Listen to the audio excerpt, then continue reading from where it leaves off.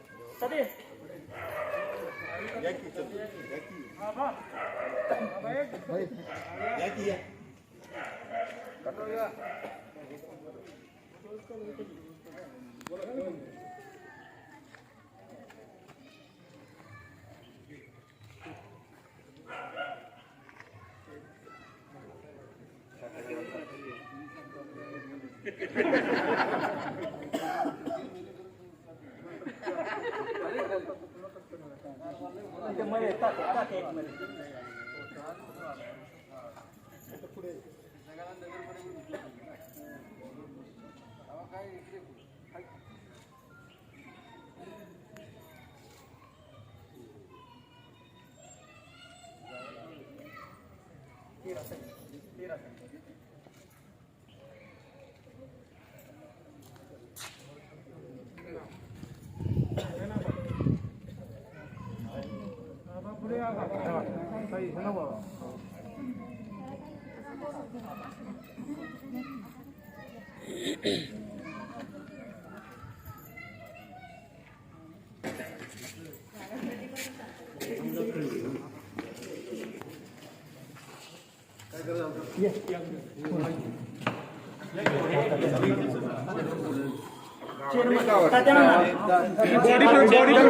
Chairman vice chairman body घ्या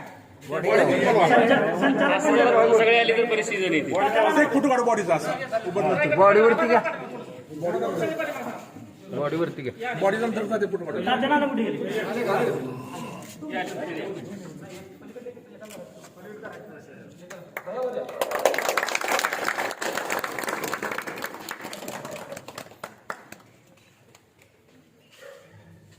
सगळे समोर इकडच्या पाठीमागे सर मागे चला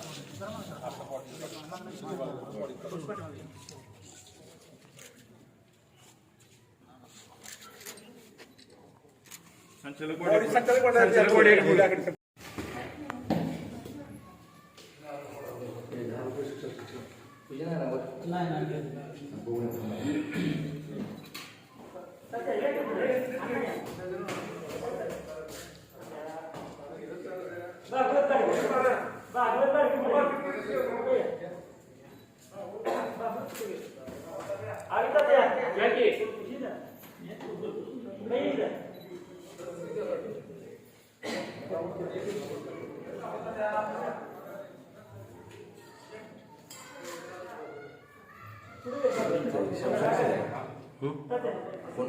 फोन कसं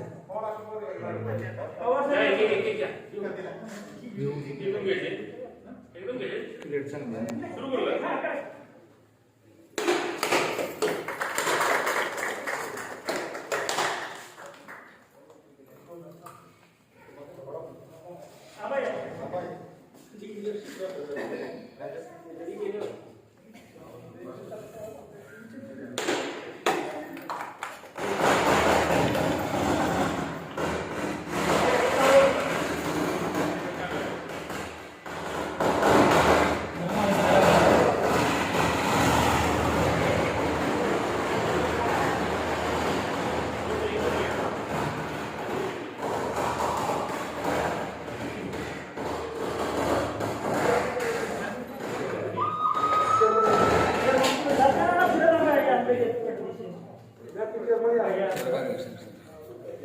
का सगळं? आलं का? बोला.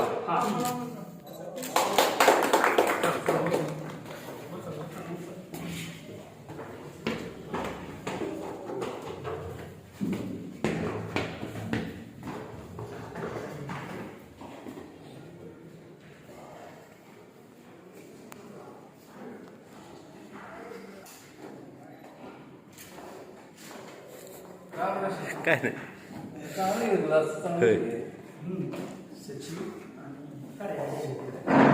इथे सचिव चेअरमन इथे काय कारण आहे?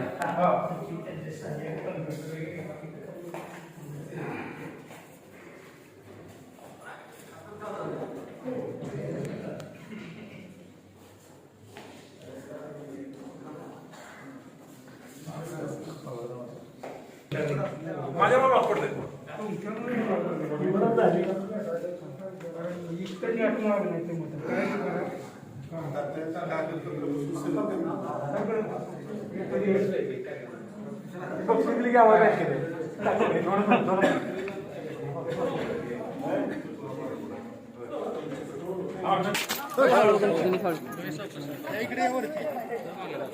समोर समोर समोर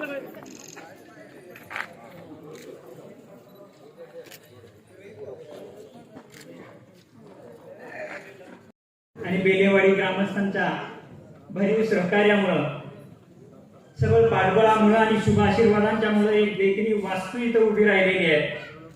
आणि या वास्तूच्या लोकार्पण सोहळ्यासाठी माननीय नामदार बाळासाहेब पाटील, सहकार व पणन मंत्री, त्याचप्रमाणे पालकमंत्री सातारा जिल्हा हे उपस्थित राहिले. त्याचप्रमाणे आमचे नेते माननीय श्री सुनील माने, अध्यक्ष सातारा जिल्हा राष्ट्रवादी काँग्रेस पार्टी, आमचे मार्गदर्शक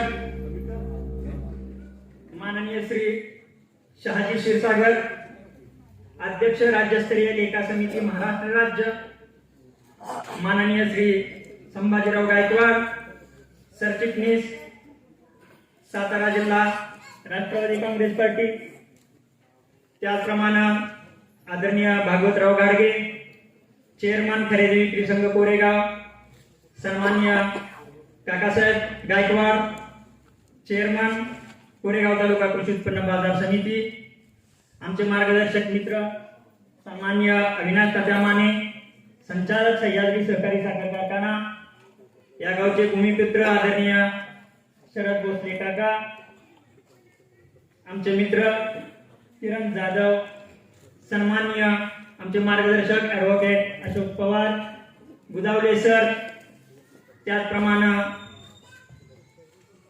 व्यासपीठावर उपस्थित असणारी सारीच मान्यवर मंडळी,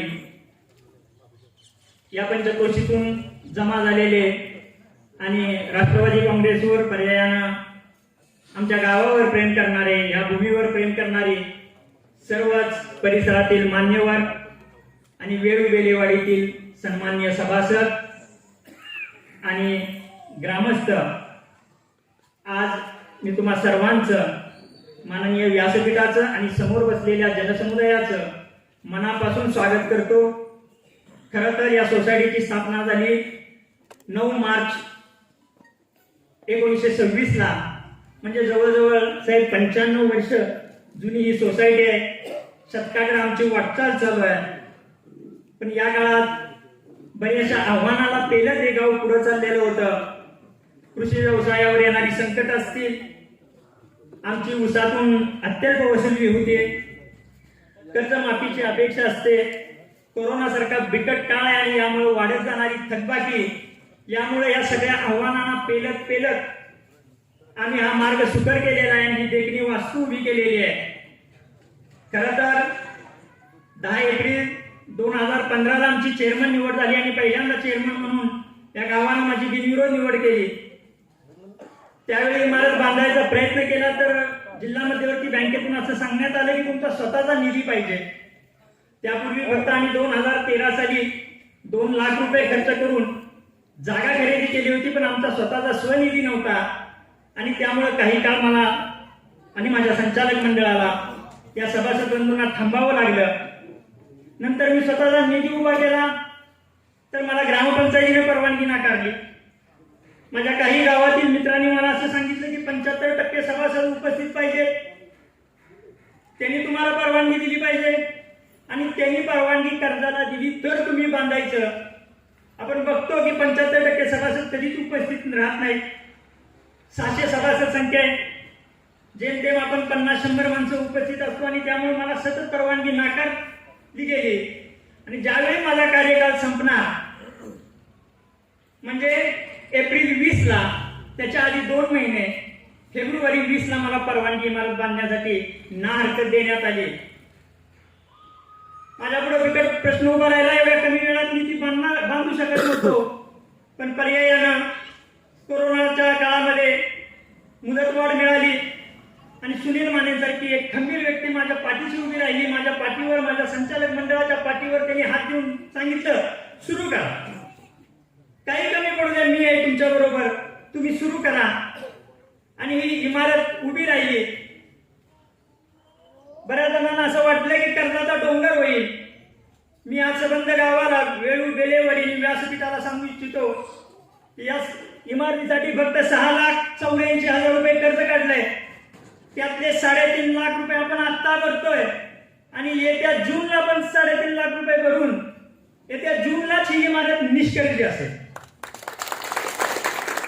त्या संचालक मंडळानं अतिशय चांगला कारभार केलेला आहे.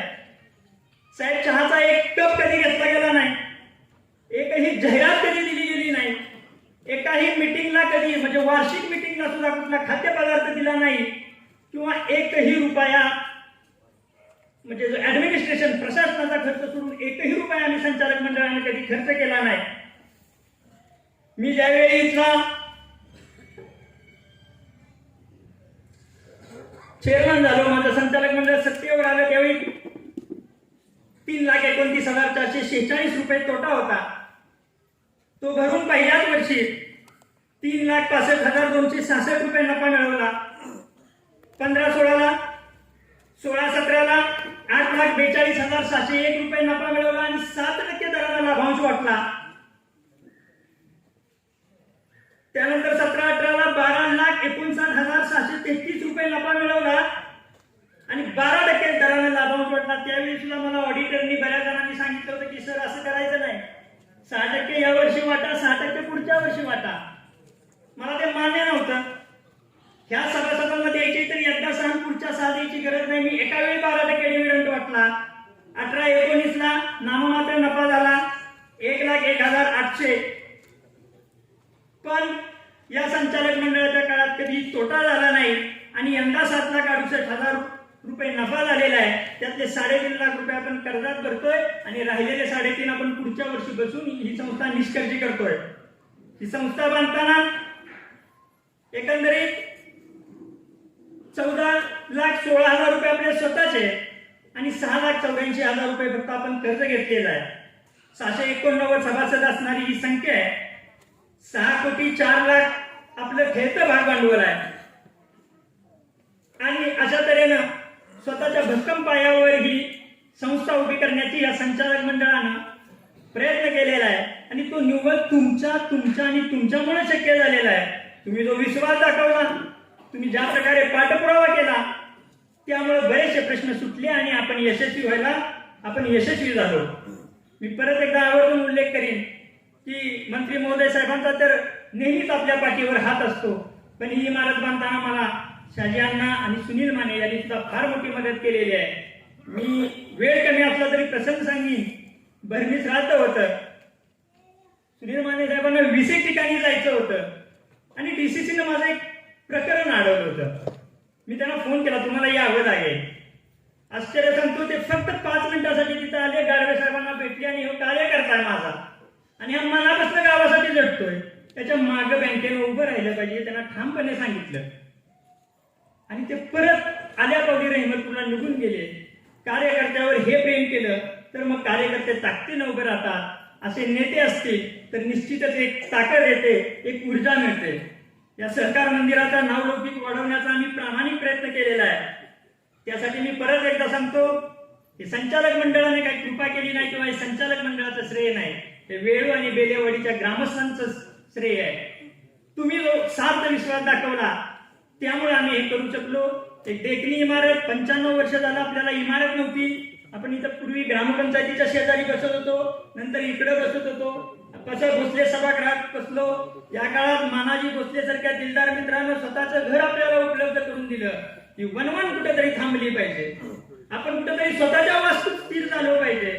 एवढी मोठी संस्था तिच्याकडे बघण्याचा आदर वाढला पाहिजे आणि यासाठी हा सारा खटाटोप केला आणि लिमिटेड वेळेत आपण ही इमारत पूर्ण केलेली आहे. त्या इमारतीसाठी ज्या सगळ्यांचं मार्गदर्शन मिळालं, ज्या सगळ्यांचं सहकार्य मिळालं, मग ते गावातले माझे संदीप भोसले सारखे मित्र असतील, आमचे चेअरमन साहेब असतील, रामभाऊ गुरव असतील, आमचे मार्गदर्शक काकासाहेब जगताप असतील, शिवाजी भोसले असतील, माझा रमेश पाटील सारखा मित्र असेल जो मला भेटल्यावर नेहमी प्रोत्साहन देतो, आणि तुम्ही सगळे प्रत्येकाचं नाव ओळख, अगदी कंत्राटदार असतील, सगळ्यांचं यात श्रेय आहे. आणि म्हणून तुम्हा सर्वांचा मी आणि माझं संचालक मंडळ शतशः ऋणी आहे. आभार मानून तुमच्या ऋणातून मला कधीच उतराई व्हायचं नाही. सतत तुमच्या ऋणात राहीन. साहेब तुमचं प्रेम असंच अखंड आमच्यावर राहू द्या. ही वाटचाल अशी चालू राहील एवढी तुम्हाला आणि ग्रामस्थांना खात्री देतो आणि रजा घेतो. धन्यवाद.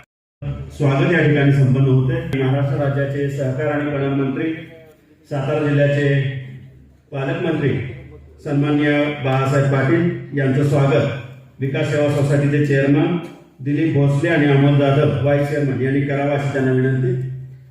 माननीय नामदार बाळासाहेब पाटील यांचं स्वागत होते.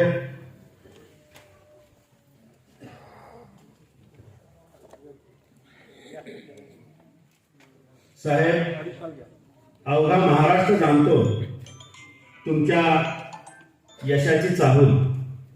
साहेब, अवघा महाराष्ट्र जाणतो तुमच्या यशाची चाहूल. उन्नती आणि प्रगतीच्या दिशेने आपले सतत पडत राहो पाहून. उन्नती आणि प्रगतीच्या दिशेने आपले सतत पडत राहो पाहून. मान्य नामदार बाळासाहेब पाटील.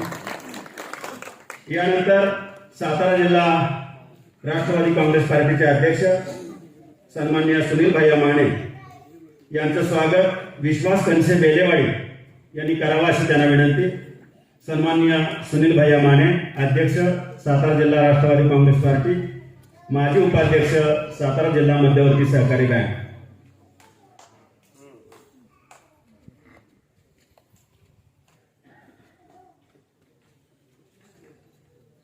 वागणे निखळ, चालणे निखळ.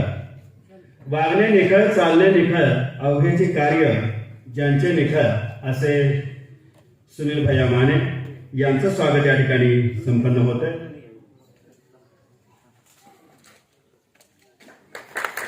महाराष्ट्र राज्य सहकारी विभागाच्या लेखा समितीचे अध्यक्ष सन्माननीय शहाजीराव क्षीरसागर यांचं स्वागत श्यामराव पांडुरंग भोसले यांनी करावं अशी त्यांना विनंती. शहाजीराव क्षीरसागर यांचं स्वागत या ठिकाणी होते.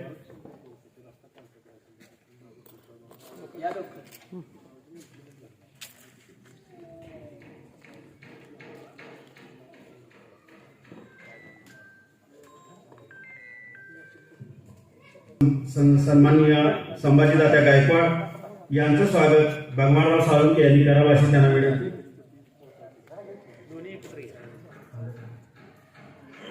संभाजीदादा गायकवाड यांचं स्वागत भगवान साळुंके यांनी करावं अशी त्यांना विनंती. कोरेगाव तालुका खरेदी विक्री संघाचे चेअरमन सन्माननीय भागवत तात्या घाडगे यांचं स्वागत दुर्योधन पांडुरंग ननावे यांनी करावं अशी त्यांना विनंती.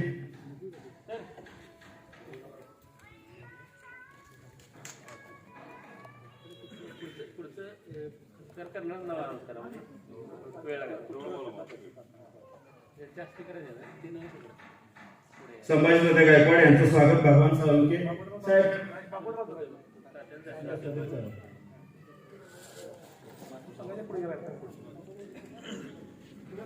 भागवत गाडगे यांचं स्वागत दुर्योधन पांडुरंग ननावे. शिवाजी कृष्णा भोसले कृपया व्यासपीठाजवळ यायचे. शिवाजी कृष्णा भोसले.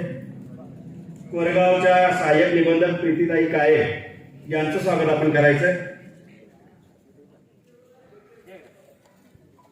शिवाजी कृष्णा भोसले. सदाशिव गणपत भोसले अविराज जिजाबा जगदाळे, काकासाहेब शामराव कणसे, साहेबराव बाजीराव भोसले कृपया व्यासपीठाजवळ या. कोरेगाव तालुका कृषी उत्पन्न बाजार समितीचे चेअरमन काकासाहेब गायकवाड यांचं स्वागत होते. सदाशिव गणपत भोसले यांनी करावं. काकासाहेब गायकवाड चेअरमन, चला पटकन.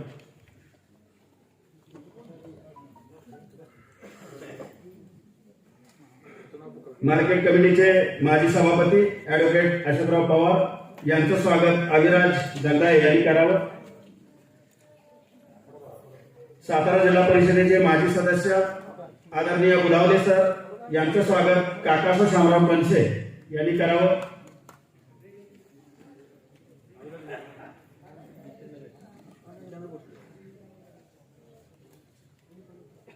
महाराष्ट्र राज्य सरपंच परिषदेचे प्रदेशाध्यक्ष सन्माननीय जितेंद्र राजे भोसले यांचं स्वागत साहेबराव बाजीराव भोसले यांनी करावं.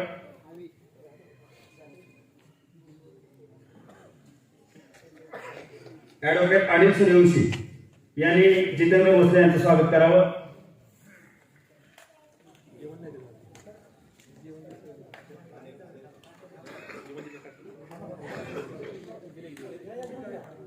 सह्याद्री सहकारी साखर कारखान्याचे संचालक अविनाश माने तात्या यांचं स्वागत बळवंत रघुनाथ जाधव यांनी करावं.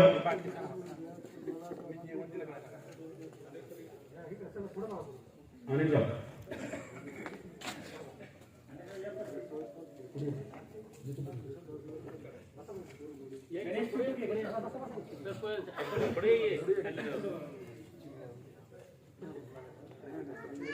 सापचे विद्यमान उपसरपंच सन्माननीय किरण आबा जाधव यांचं स्वागत संभाजी बंडू भोसले यांनी करावं.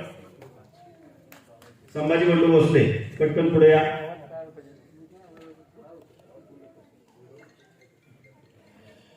या ठिकाणी आवर्जून उपस्थित असणारे रहमतपूर विविध कार्यकारी विकास सेवा सोसायटीचे चेअरमन शिवदास नाना माने यांचं स्वागत होते. विश्वास पांडुरंग जाधव यांनी ते स्वागत करावं.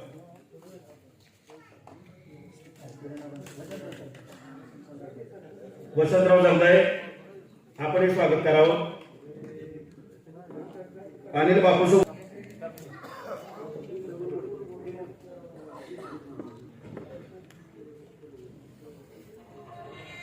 रहमतपूर विकास सेवा सोसायटीचे संचालक शेखर माने यांचे स्वागत या ठिकाणी होते.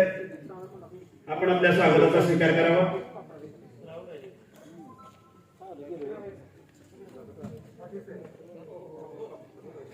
या ठिकाणी उपस्थित असलेले पवारवाडीचे सरपंच तुम्ही व्यासपीठावरती या बुवा, त्यांचंही स्वागत होते. सायगावचे सरपंच गोरपडे यांचं या ठिकाणी स्वागत होते. पुढे या. त्याचबरोबर सापचे ग्रामपंचायत सदस्य विकास आडसुळे आपले या ठिकाणी स्वागत होते. कल्याण नाना गायकवाड आमचे मार्गदर्शक आपले या ठिकाणी स्वागत होते. पुढे एकदा आपला सर्वांचं वेळापुरे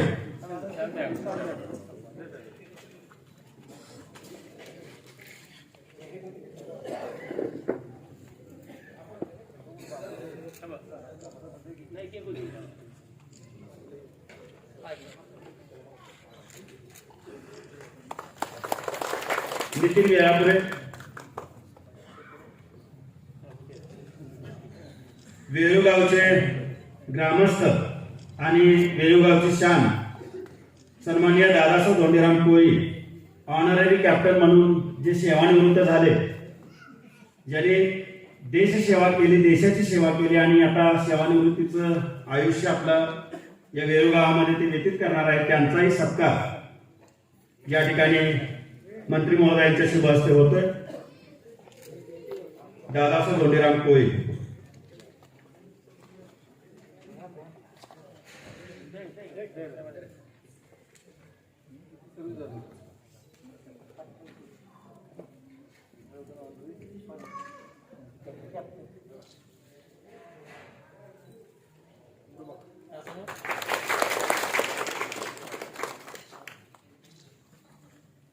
पाणी फाउंडेशनच्या काळामध्ये ज्यांनी आपलं महत्वाचं योगदान दिलं भोसले साहेब यांचाही सत्कार या ठिकाणी मंत्री महोदयांच्या हस्ते होते. शरद भोसले.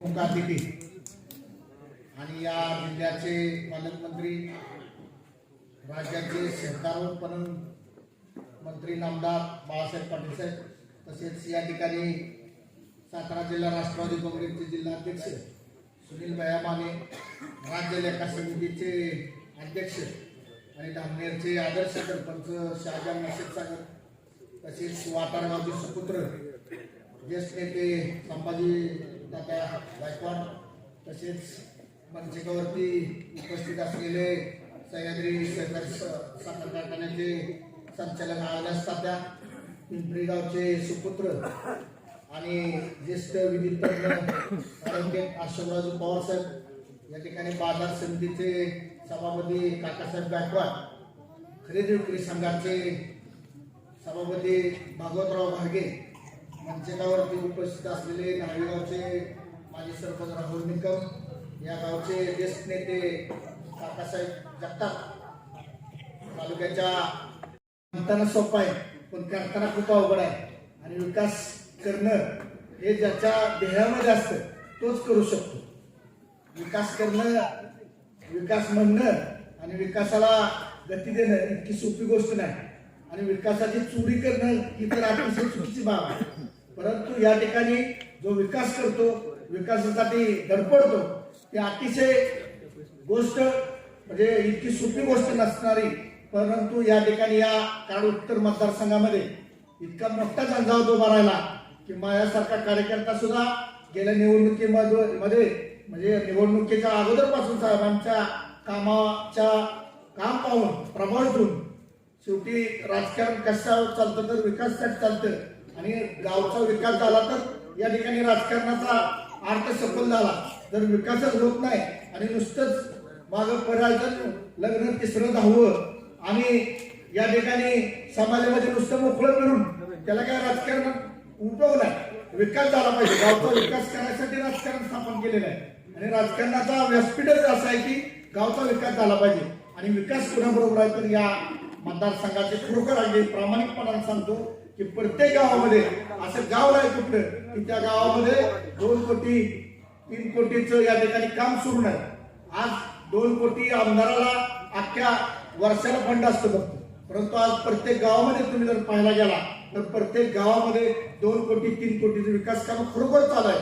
मग पुलाची कामं असतील, बंधाऱ्याची कामं असतील, अंतर्गत रस्त्याची कामं असतील, समाज मंदिराची कामं असतील, अंगणवाडीची कामं असतील, अंतर्गत रस्ते असतील, गोल कॉन्क्रीट असेल, दलित वस्तीची कामं असतील, इतकी कामं की 200 कोटी या ठिकाणी जिल्हा नियोजन आराखडा असायचा, साहेबांनी 400 कोटीवर नेऊन द्यावा. म्हणजे न बोलता काम करायचं. परंतु साहेब मला तुम्हाला आवर्जून सांगायचंय, काम करत असताना नारळ हे आपल्या गाडीत कायम ठेवूया, कारण या मतदारसंघामध्ये काम करीत नाही जेव्हा नारळ गाडीत ठेवून फोडते ही एक चुकीची बाब आहे. आपापल्या कामाला नारळ फोडलं तर उचित आहे, परंतु दुसऱ्या कामाचा नारळ फोडायची पद्धत या मतदारसंघात सुरू झाली ती तेवढी थांबली पाहिजे. तुम्ही जरूर आपापल्या कामाचा नारळ फोडा. आम्हाला नारळ फोडायचा काही म्हणजे हे नाही, स्वतःच्या कामाचा नारळ फोडला पाहिजे. नारळ स्वस्त आहे पण काम अवघड आहे. काम करत असताना खूप त्रास होतो. मी आताच सांगितलं तसं या ठिकाणी प्रत्येक गावामध्ये विकासाचा डोंगर उभा राहिलाय आणि साहेबांच्या मागं आपण सर्व मतदारसंघ सरपंच परिषदेच्या माध्यमातून मी काम करत असताना आवर्जून सांगतो की मला माझ्या ठिकाणी कुठल्या पक्षाचा आहे, पक्ष महत्वाचा नाही हो. सगळ्यात महत्वाचं काय आहे तर समाजकारण महत्वाचं, गावचा विकास महत्वाचा आहे आणि जिथं विकास होतो तिथंच आपण काम केलं पाहिजे. आणि त्या पद्धतीने मग आम्ही गावावरचे सगळे सरपंच मग कुठेही पक्ष पार्टी न पाहता आणि आवर्जून मला उल्लेख करावा असं वाटतो साहेबांचा की कुठल्याही गावची, कुठल्याही ग्रामपंचायत, कुठल्याही विचाराचे बरोबर घेऊन गेल्यानंतर कधी या 2 वर्षामध्ये साहेब पालकमंत्री झाल्यापासून कधीही साहेबांच्या तोंडून आलं नाही की ह्या पार्टीचं आपल्याला मतदान केलं नाही आणि त्याला घेऊन येऊ नका. मग इतकं चांगलं नेतृत्व जर या मतदारसंघात लाभलं असलं तर जसं बारामती मतदारसंघ आहे की पवार साहेब घेतील जो निर्णय त्या निर्णयाच्या पाठीमागं बारामतीचा अख्खा मतदारसंघ सगळी जनता उभी राहते, तशी इथून पुढे विकासाच्या मागे बाळासाहेब पाटलांच्या मागे आपण सगळ्यांनी उभं राहिलं पाहिजे आणि बारामतीपेक्षा एक मत आपलं कायमस्वरूपी या मतदारसंघाचं वाढवून साहेबांच्या पेटीमध्ये पडलं पाहिजे. एवढं निमित्तानं सांगतो आणि थांबतो. जय हिंद, जय महाराष्ट्र. महाराष्ट्र राज्याचे सहकार आणि पणन मंत्री, सातारा जिल्ह्याचे पालकमंत्री आणि तुमचे आमचे सर्वांचे लाडके नेते ये भैया मध्ये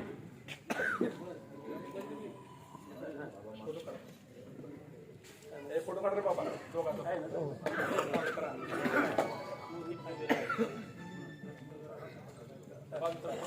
फोटो काढ.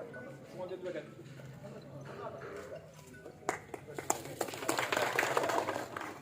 या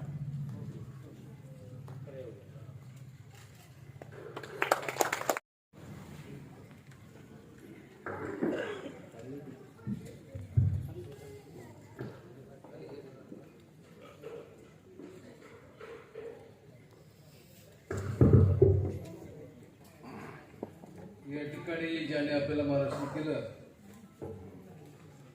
ते आपल्या सर्वांचे महाराष्ट्र नेते, सातारा जिल्हा राष्ट्रवादी काँग्रेस पक्षाचे अध्यक्ष, जिल्हा बँकेचे माजी उपाध्यक्ष सुंदरमाने भैया, राज्य लेखा संमेलन समितीचे अध्यक्ष शहाजीराव क्षीरसागर,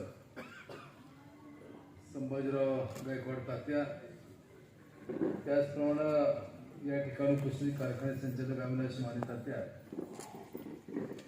खरेदी संघाचे चेअरमन भागवत गाडगे,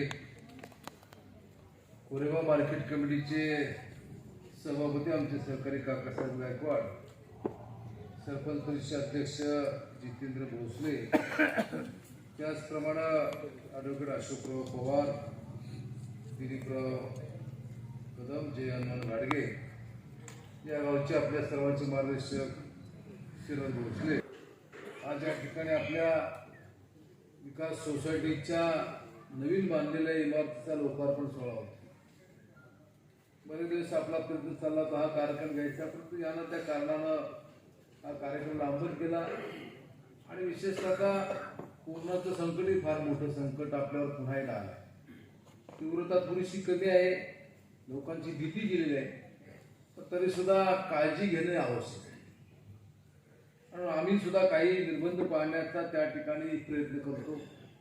आपण आल्यानंतर गर्दी होती, मोठ्या प्रमाणामध्ये लोक एकत्र येतात आणि त्याचा परिणाम रुग्णवाढीमध्ये होण्याची शक्यता असताना आम्ही काही कार्यक्रम टाळतो. पण आता लोकांना किंवा जागतिक पातळीवर सुद्धा असं म्हटलं जातं की आपल्याला कोरोना बरोबर होऊन गेलं पाहिजे आणि तेव्हा थोडी भीती कमी आली. त्या पार्श्वभूमीवर कार्यक्रम होतो. सोसायटीची इमारतीची वास्तू अतिशय चांगल्या प्रकारची बांधली. खालच्या बाजूला तिथे 2 शॉप्स टाईप किंवा तिथे गाड्या आपण दिली. तर भविष्यामध्ये उत्पादन वाढीसाठी त्याचा चांगल्या प्रकारचा उपयोग आहे. गावाच्या मध्यवर्ती किंवा रस्त्यावर अशा ठिकाणची इमारत आहे. त्याचप्रमाणे पहिल्या मजल्यावर आपल्याला आपला जो स्टाफ आहे, सचिव आहे, त्यांना बसण्यासाठी वेगळी जागा, सोसायटी चेअरमनना बसण्यासाठी वेगळी जागा, अशा प्रकारची चांगली इमारत तिथे आपण बांधली. खऱ्या अर्थानं गावच्या विकासामध्ये सर्वात मोठा सहभाग हा जसा ग्रामपंचायत असतो तसाच मोठ्या प्रमाणात हा सहभाग हा विकास सोसायटीचा असतो. ग्रामपंचायती या कायद्याने स्थापित झाल्या आहेत. कायदा सांगतो की या गावामध्ये ग्रामपंचायत झाली पाहिजे, या गावची एवढी लोकसंख्या इथे नगरपंचायत पाहिजे, लोकसंख्या जास्त वाढल्या त्या ठिकाणी नगरपालिका पाहिजे आणि अगदी जास्त लोकसंख्या असेल तर महानगरपालिका पाहिजे. हे कायद्याने स्थापित झालेलं आहे. परंतु विकास सोसायट्या, नागरी बँका किंवा पतसंस्था ही लोक मंडळी स्वतः पुढे करतात. सरकाराचं मूळ सूत्र त्या ठिकाणी की सभासद एकत्र येतात, आपलं संचालन मंडळ निवडतात आणि त्याच्या माध्यमातून नाबार्डच्या माध्यमातून राज्य बँकेकडे येणारा फायनान्स जिल्हा बँकेकडे येतो, तो पुन्हा आपल्या सोसायटीच्या माध्यमातून त्याचं आपण वाटतो आणि या वाटपामुळं आज आपण पाहिलं तर राज्याच्या अनेक शेतकऱ्यांच्या जीवनामध्ये आमूलाग्र अशा प्रकारचा बदल हा त्या निमित्ताने घडलेला आहे. अनेकांनी आपली शेती डेव्हलप केली, आपल्या चांगल्या प्रकारची पिकं घेतली आणि त्यांची पुढची पिढी चांगल्या प्रकारे त्यांनी शिक्षण घेतलं आणि अशामध्ये आपली ही वेळची सोसायटी अतिशय चांगल्या प्रकारचं काम करते. या गावाची ओळख पाणी फाउंडेशनच्या माध्यमातून सगळं राज्याला झालं. त्या काळामध्ये आपण सर्वांनी अतिशय झपाटून काम त्या काळामध्ये केलं. मी 1-2 वेळा त्या ठिकाणी आलो, कारखान्याच्या वतीने आपण काही सहकार्य केलं आणि आपण एक चांगल्या प्रकारचं काम हे त्या निमित्ताने केलं. त्या निमित्ताने गावाची एकी विकास कामामधल्या संकल्पना आपल्या त्या निमित्ताने अधिक दूर झालेल्या आहेत आणि मला खात्री विश्वास आहे की या विकास सोसायटीच्या माध्यमातून इथून पुढच्या काळामध्ये याहीपेक्षा अधिक चांगल्या प्रकारचं काम हे त्या निमित्तानं होईल. आपला संपर्क हा मूळचा सह्याद्री कारखान्याच्या माध्यमातून होता. आता अलीकडच्या काळामध्ये मतदारसंघाची पुनर्रचना झाली, त्यामुळे 9 सालापासून विधानसभेचा प्रक्रिया नात्यानं मी या भागामध्ये येतो. आपण सर्व मला सहकार्य करता आणि या माध्यमातून माझ्यावर आदरणीय शरदचंद्र पवार साहेबांनी राज्याचे सहकार आणि पणन या विभागाची त्याचप्रमाणे पालकमंत्री पदाची जबाबदारी दिली. 30 डिसेंबरला शपथविधी त्या ठिकाणी संपन्न झाला. 19 सालच्या 20 साल सुरू झालं. 20 सालच्या मार्चमध्ये कोरोनाचं मोठं संकट जगावरचं आपल्या राज्यावर सुद्धा आणि त्यामुळे अनेक ठिकाणी निर्बंध लावण्यात आले. पहिला लॉकडाऊन आपण आठवता सगळ्या गावामध्ये परिसरामध्ये शुकशुकाट होता आणि त्यामुळं बाहेर पडण्यासाठी निर्बंध होते. त्यामुळं मी अनेक ठिकाणी येऊ शकलो नाही, आपल्याला त्या ठिकाणी भेटू शकलो नाही आणि याचा परिणाम राज्याच्या महसूल वाढीवर सुद्धा त्या ठिकाणी झाला. राज्याची महसूल वाढ ज्याप्रमाणे होणं अपेक्षित होतं त्याप्रमाणे झाली नाही आणि त्याचा परिणाम विकास कामावर सुद्धा निश्चित त्या ठिकाणी झाला आणि मला अधिकचा निधी या सर्व जिल्ह्याला या ठिकाणी सर्व राज्यामध्येच परिस्थिती देता आला आहे. पण एक आहे की आपले नेते उपमुख्यमंत्री अजित पवार साहेबांनी भूमिका घेतली, ती अर्थमंत्री आहेत की आमदार निधीला आम्ही कुठल्या प्रकारचा कट लावणार नाही, जिल्हा नियोजनचा निधी त्या ठिकाणी त्याला कट लावणार नाही. उलट 2 वर्षामध्ये जिल्हा नियोजनचा ज्याचा जितेंद्र मोदी उल्लेख केला तो निधी वाढवून देण्याचं सुद्धा काम अजित पवार साहेबांनी केलं आणि विशेषतः मला संधी मिळाल्यामुळे मंत्रालयाच्या माध्यमातून अनेक प्रकारचे जे योजना असेल, प्रकल्प असेल, नाबार्डची योजना असेल, हुडकोची असेल, मुख्यमंत्री ग्रामची योजना असेल, याच्या माध्यमातून काही प्रश्न आपण अलीकडच्या काळामध्ये मार्गी लावले. सातवचे प्रश्न असतील आपण ते मार्गी लावले आणि खात्री आहे की इथून पुढं त्या ठिकाणी चांगल्या प्रकारचं काम या राज्यामध्ये होईल आणि महसूल वाढल्यानंतर अधिक चांगली कामं आपण त्या ठिकाणी करू आणि त्या माध्यमातून निश्चित या भागाला सुरुवात देण्याचा प्रयत्न निश्चित राहील. इथे आपण सहकाराच्या माध्यमातून बोलत असताना आपण बघितलं असेल की या संचालक मंडळाची मुदत वाढवून 2 वर्ष त्यांना अधिकची मुदत वाढली. हे का घडलं तर कोरोनाचं संकट आल्यामुळे सहकार विभागाकडे जी जबाबदारी आहे त्या जबाबदारीच्या माध्यमातून पहिल्यांदा आपण 6 महिने 2 वेळा निवडणुका पुढे ढकलल्या, पुन्हा निवडणुका पुढे ढकलल्या. त्या काळामध्ये कायदेशीर प्रश्न आला की नफा वाटप करत असताना त्याचा अधिकार हा जनरल बॉडीला आहे. संचालक मंडळानं त्याला मान्यता द्यायची, जनरल बॉडी पुढे जायचं असतं. जनरल बॉडी त्या काळामध्ये होऊ शकला नाही, काही ठिकाणी ऑनलाईन झाल्या आणि म्हणून त्यासाठी हा निर्णय सुद्धा नफा वाटपचा निर्णय संचालक मंडळाने घ्यावा अशा प्रकारच्या त्या ठिकाणी शासनाने गाईडलाईन दिल्या. त्याचप्रमाणे ऑडिटरची नेमणूक करत असताना ती सुद्धा जनरल सभेकडून जाता संचालक मंडळाला त्याला अधिकार देण्याची भूमिका सहकार विभागाच्या वतीने त्या ठिकाणी घेण्यात आली आणि ही सर्व कामं ही या सहकार विभागाच्या माध्यमातून झाली. राज्य सत्तेवर आल्यानंतर मुख्यमंत्री उद्धव ठाकरे साहेब, उपमुख्यमंत्री अजित पवार साहेब, त्याचप्रमाणे आपले महसूल मंत्री बाळासाहेब थोरात या सर्वांच्या माध्यमातून एक महात्मा ज्योतिराव फुले कर्जमाफी योजना या योजनेची अंमलबजावणी सुरू झाली. ज्यांनी अल्प मुदतीचं पीक घेतलेलं आहे त्यांना त्या ठिकाणी हा लाभ देण्याचा निर्णय घेण्यात आला. त्याच्या पूर्वीची योजना होती छत्रपती शिवाजी महाराजांच्या नावाने.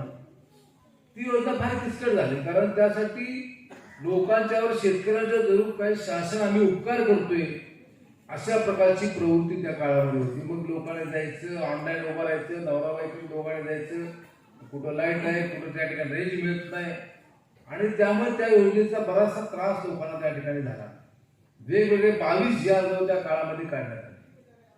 पण आपल्या विभागाच्या वतीने जी योजना राबवली त्यामध्ये असं होतं की फर्स्ट कम फर्स्ट म्हणजे बँकेला जायचं, बँकेनं ऑनलाईन त्या ठिकाणी जायचं, सांगायचं की या व्यक्तीचं अल्प पीक कर्ज मी या व्यक्तीला दिलंय आणि ते थकीत आहे आणि त्यासाठी मग ऑनलाईन केल्यामुळं बँका पुढे गेल्यामुळे ही योजना अतिशय चांगल्या प्रकारची सक्सेस झाली. आज साधारणपणे 31,000 सभासदांना शेतकऱ्यांना आपण 20,500 कोटीचे त्या ठिकाणी लाभ दिला आणि हे करत असताना आपण ही घोषणा केली होती की अजितदादा पवार साहेबांनी की जे नियमित भरते त्याला आम्ही 50,000 लाभ द्या. कोरोनाची परिस्थिती आल्यानंतर आपण ते नाकारलेलं नाही, आपण ते त्या ठिकाणी त्याचा लाभ देणार आहोत. परंतु कोरोनाचा परिणाम बघता त्यासाठी सुद्धा 8-8,500 कोटी एवढ्या रकमेची गरज.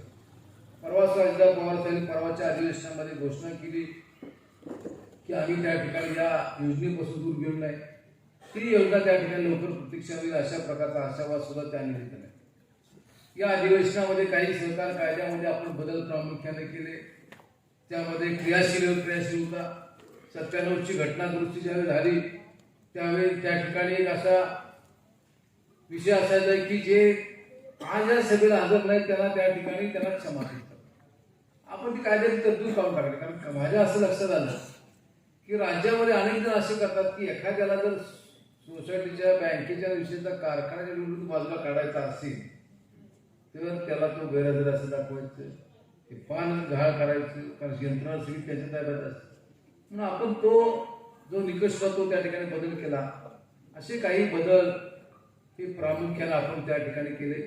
मार्केट कमिटीच्या बाबतीमध्ये सुद्धा काही ठिकाणी जिथं प्रशासकीय मंडळ आहे त्याची संख्या मोठ्या प्रमाणात होती, ती संख्या आपण 7 एवढी मर्यादित ठेवली आहे. मार्केट कमिटीला मतदान कोणी करायचं, आपल्या भागामध्ये आपण सोसायटी आणि ग्रामपंचायत मतदान करतो. परंतु राज्याच्या काही भागामध्ये असं होतं की त्या ठिकाणी निर्णय संस्था स्थापन झाल्या आणि त्या संस्था मतदान करत होत्या की ज्यांचा शेतकऱ्यांशी काही संबंध नव्हता.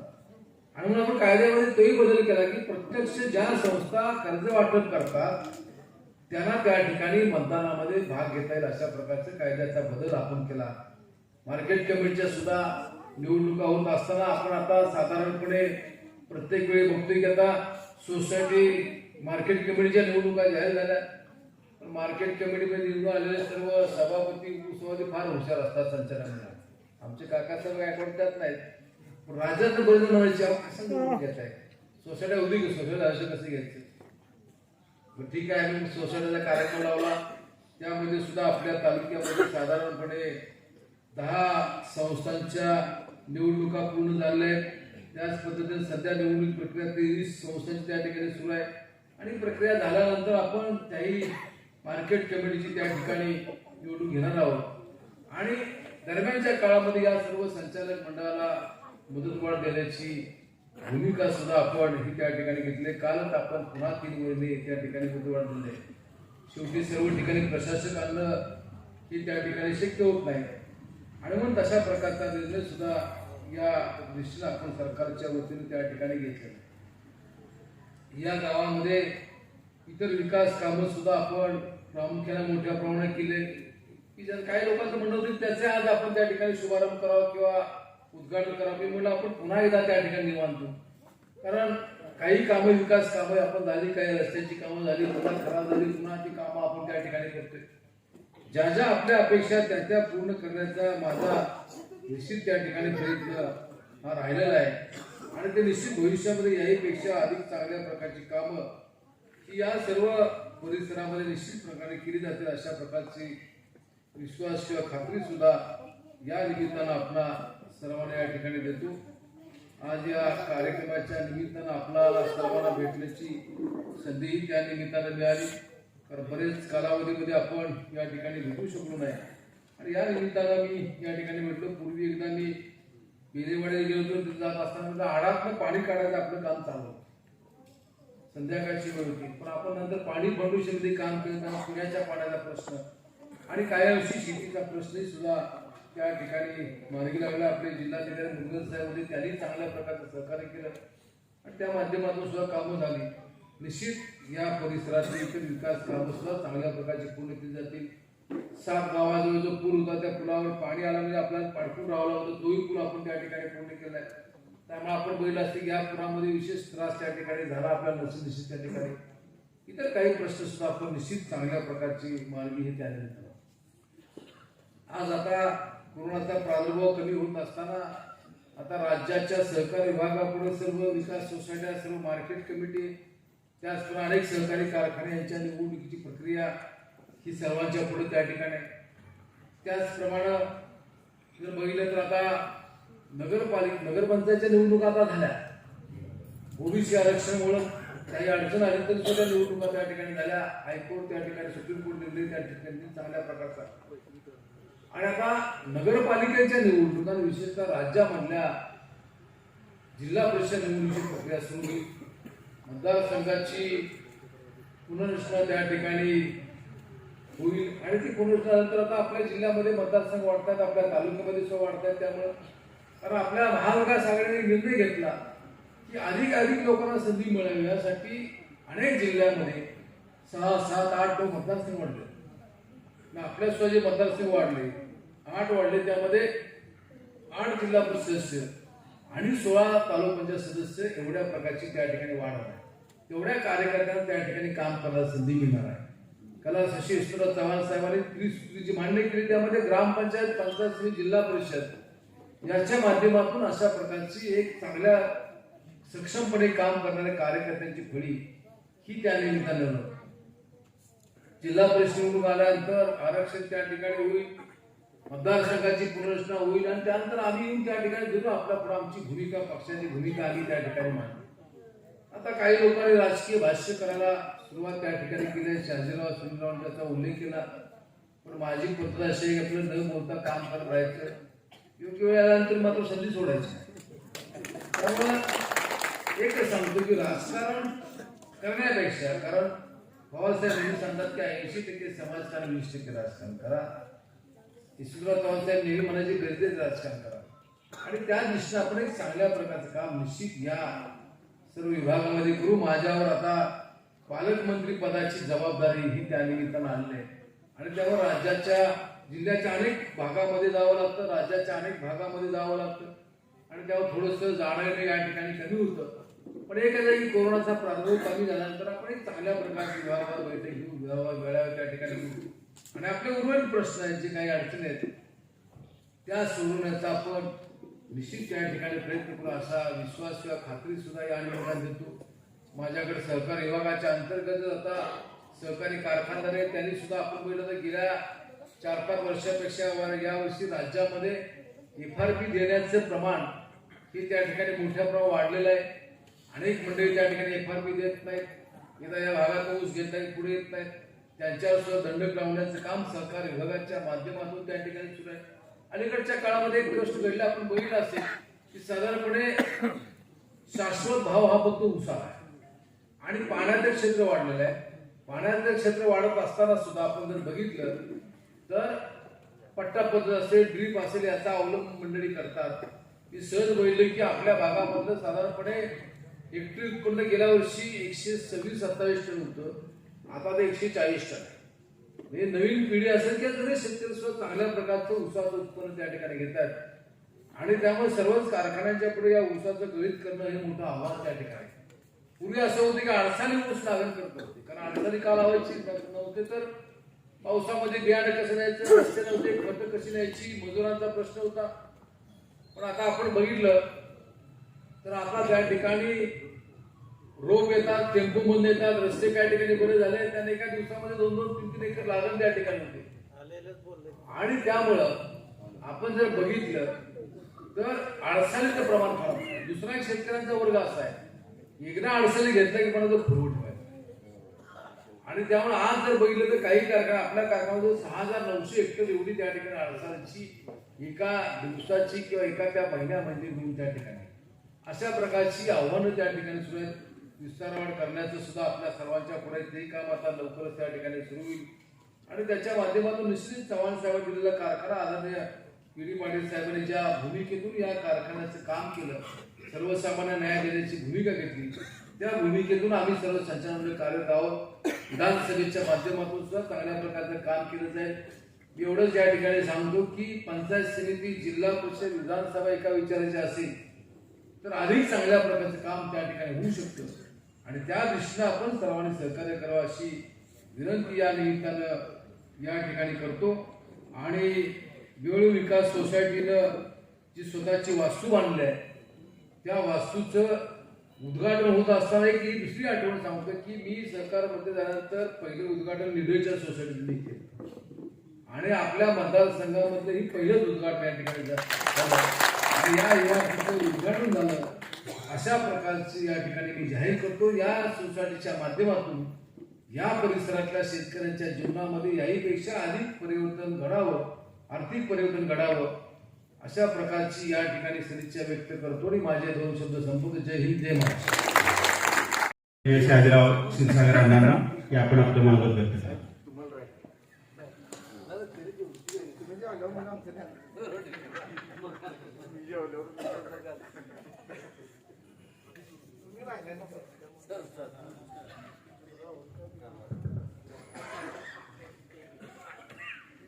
आज या ठिकाणी वेळू विकास सेवा सोसायटी वेळू या विकास सेवा सोसायटीच्या नूतन इमारतीचा लोकार्पण सोहळा हे आपल्या महाराष्ट्र राज्याचे सहकार आणि पणन मंत्री तथा सातारा जिल्ह्याचे पालकमंत्री, तुमच्या आमच्या सर्वांचे नेते, श्रद्धास्थान, आधारस्थान सन्माननीय नामदार बाळासाहेबजी पाटील साहेब यांच्या शुभहस्ते त्या ठिकाणी होत असताना कार्यक्रमाला उपस्थित आहेत. या कार्यक्रमाला उपस्थित असलेले सातारा जिल्हा मध्यवर्ती बँकेचे माजी व्हाईस चेअरमन आणि जिल्हा राष्ट्रवादी काँग्रेसचे अध्यक्ष, रहिमतपूरचे आपल्या सर्वांचे लाडके नेते सन्माननीय सुनील भैया माने, त्याचबरोबर वाठार जिल्हा परिषद गटाचे आपले राष्ट्रवादी काँग्रेस पक्षाचे ज्येष्ठ नेते आणि जिल्हा राष्ट्रवादी काँग्रेसचे सरचिटणीस सन्माननीय संभाजी तात्या गायकवाड, खरेदी विक्री संघाचे चेअरमन भागवतराव खाडगे, सरपंच परिषदेचे अध्यक्ष जितेंद्रजी भोसले, मार्केट कमिटीचे चेअरमन काकासाहेब गायकवाड, माजी चेअरमन अशोकराव पवार, त्याचबरोबर सापचे नेते किरणबा जाधव, सह्याद्रीचे संचालक अविनाश तात्या माने, त्याचप्रमाणे जयपूरचे राहुलजी निकम, या कार्यक्रमाला आवर्जून उपस्थित असलेले वेलमचे शेखरजी पाटणे, आमच्या सायगाव ग्रामपंचायतीचे सरपंच मानसिंगराव घोरपडे, त्याचप्रमाणे आपल्या सहाय्यक निबंधक काळे मॅडम. हा कार्यक्रम आयोजित करणं, ही इमारत अत्यंत वेगाने पूर्ण करणं आणि विकास सेवा सोसायटीचा कारभार अत्यंत देखणा करणं, पारदर्शी करणं आणि गतिमान करणं हे जे करत असताना या सगळ्या गोष्टींमध्ये आपलं मोलाचं योगदान देत असणारे सन्माननीय संतोषजी जगताप, ज्येष्ठ नेते काकासाहेब गायकवाड, आपलं काकासाहेब जगताप, त्याचप्रमाणे शरदजी भोसले, त्यांच्यासोबत या विकास सेवा सोसायटीचे सन्माननीय विद्यमान चेअरमन, व्हाईस चेअरमन, सर्व संचालक मंडळ, परिसरातून आलेले आपण सर्व कार्यकर्ते मंडळी, या गावचे सर्व ज्येष्ठ बंधू आणि भगिनीनो, पत्रकार बंधू, वेळू विकास सेवा सोसायटीच्या इमारतीचा भूमिपूजन समारंभ सुनील भैया माने आम्ही या ठिकाणी मला वाटते कोरोनाच्याच कालखंडामध्ये थोडक्याच लोकांच्या उपस्थितीमध्ये तो समारंभ त्या ठिकाणी आपला झालेला होता आणि अतिशय गतिमान म्हणजे फार असं वाटलं नव्हतं की इतक्या फास्ट त्या ठिकाणी काम होईल. संतोषरावचा वारंवार सारखा फोन यायचा की आता सोसायटीची इमारती, सोसायटीची निवडणूक लागणार आहे आणि त्याच्या अगोदर केलेल्या आम्ही कामाचं हे त्या ठिकाणी लोकार्पण होणं गरजेचं आहे. मगाशी त्यांनी त्यांच्या भावना विशद केल्या. मी संतोषरावला आवर्जून सांगेन की चांगलं काम करण्याच्या पाठीशी परमेश्वर नक्की असतो. कदाचित आपल्या किंवा आम्हाला सर्वांना त्रास होतोय अजूनही, परंतु त्याचा फायदा संतोषरावच्या कामाला झाला आणि कोरोनामुळे ते निवडणुका पुढे गेल्या आणि त्यांना त्याचा लाभ झाला. जसं मार्केट कमिट्या पुन्हा पुढे गेल्या, आताच सन्माननीय नामदार साहेबांनी चेअरमनना सांगितलं की आणि 3 महिन्याची मुदतवाढ त्या ठिकाणी दिली मार्केट कमिट्यांना. तसंच विकास सेवा सोसायटीच्या निवडणुका सुद्धा बऱ्याच पुढे गेल्या आणि त्यामुळे या इमारतीला त्या ठिकाणी आकार देता आला की पूर्णत्वाला नेता आहे. खरं तर विकास सेवा सोसायटीचा कारभार करत असताना संतोषराव आपण बऱ्याच व्यथा मांडल्या. नाही म्हटलं तरी या महाराष्ट्रामध्ये जी यंत्रणा आहे, गावोगावच्या विकास सेवा सोसायट्या मग ते त्या सभासदांना जोडलेले आहेत. त्या प्रत्येक सभासदाला त्या ठिकाणी वेगवेगळ्या प्रकारची कर्ज, मध्यम मुदत असेल, दीर्घ मुदत असेल किंवा पीक कर्ज असेल, अन्य प्रकारची त्या ठिकाणी कर्ज आपण विकास सेवा सोसायट्यांच्या मार्फत देतोय. हे सगळ्या सुविधा गाव लेवलला त्या ठिकाणी आपल्या सभासदांना मिळाव्यात, तातडीने मिळाव्यात आणि त्यांचा त्या ठिकाणी आर्थिक मदत त्यांना व्हावी, शेतीसाठी मदत व्हावी, ही भूमिका त्या ठिकाणी सोसायटीची असते. आणि म्हणून महाराष्ट्रामध्ये जशी MSC बँक आहे, महाराष्ट्र राज्य सहकारी बँक आहे, तसंच त्या ठिकाणी प्रत्येक जिल्ह्याला जिल्हा मध्यवर्ती बँक आहे. आणि या जिल्हा मध्यवर्ती बँकेच्या मार्फत त्याच्या कामकाजाच्या अनुषंगानं त्या बँकेच्या भांडवलाच्या आधारावर आपल्या विकास सेवा सोसायटी आपल्या सभासदांना कर्ज देत असतात. अतिशय कमी मार्जिन त्या ठिकाणी ठेवून हे व्याज घेऊन कर्ज आपण त्या ठिकाणी देत असते. आणि हे देत असताना मग स्वभांडवल सुद्धा वाढलं पाहिजे, सोसायटीचा इमारत निधी वाढला पाहिजे. कर्ज तर निश्चित घेतलं पाहिजे, या देशावर सुद्धा कर्ज आहे. कुठलीही योजना त्या ठिकाणी आणल्यानंतर मोठा प्रकल्प राबवायचा असेल, संबंध भारतामध्ये असेल, महाराष्ट्रामध्ये असेल, अन्य राज्यांमध्ये असेल, तर आपल्या देशाला वेगळ्या राज्यांना कर्ज घ्यावी लागतात. राज्य आपल्या देशाच्या त्या ठिकाणी संसदेच्या पंतप्रधान असतील किंवा मंत्रिमंडळ असेल या यंत्रणेकडून कर्ज घेत असेल, परंतु देशाला सुद्धा जागतिक बँकेकडून कर्ज घ्यावं लागतं आणि प्रकल्प उभा करावा लागतात. त्यामुळे कर्ज घेणं ही काही वाईट बाब आहे अशातला भाग नाही. ते त्या ठिकाणी प्रयत्नपूर्वक परत करणं हा महत्वाचा भाग आहे. आणि संतोष सरांनी सांगितलं की 2 टप्प्यामध्ये आम्ही परत करणार आहोत. मी तर म्हणेल सभासदांनी निर्णय घेतला पाहिजे आणि आपल्याला लाभांश यावर्षी मिळाला नाही चालेल, सर्वांमध्ये ठराव केला पाहिजे आणि लाभांशाची रक्कम सुद्धा त्या ठिकाणी कर्जाला वर्ग केली पाहिजे. तर त्या ठिकाणी अशा पद्धतीच्या चांगल्या इमारती उभा राहतील आणि उभा राहिल्यानंतर त्या लवकरच त्या ठिकाणी ते कर्जमुक्त होतील. ही भूमिका आपण सर्वांनी घ्यायला पाहिजे. मी सुद्धा धामनेर गावामध्ये विकास सेवा सोसायटीची इमारत अतिशय चांगल्या पद्धती उभा केली आहे. लवकरच सन्माननीय नामदार साहेबांच्या हस्ते त्याचा शुभारंभ आम्ही लोकार्पण करणार आहोत.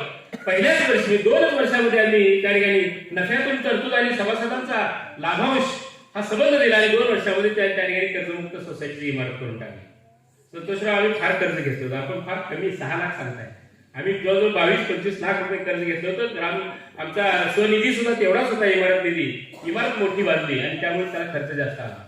त्यामुळे असं कोणी समजायचं कारण नाही की या सोसायटीने कर्ज घेतलं आणि मग कर्जाचा डोंगर आपल्या उरावर बसला सभासदांच्या. अजिबात अशी काही भूमिका नसते. कर्ज ही घ्यायला पाहिजे, त्या माध्यमातून त्यांनी कर्ज परत करण्याची भूमिका आपल्याला घेता येते, नफ्यातून तरतूद करता येते आणि ती कर्जाला वर्ग करता येते. आणि कुठल्याही संस्थेला, सोसायटी असेल, ग्रामपंचायत असेल, स्वतःची इमारती घोषणावर असते. आपल्या स्वतःच्या इमारतीमध्ये कारभार करत असताना अतिशय त्या ठिकाणी वेगळ्या पद्धतीचा कारभार करता येतो.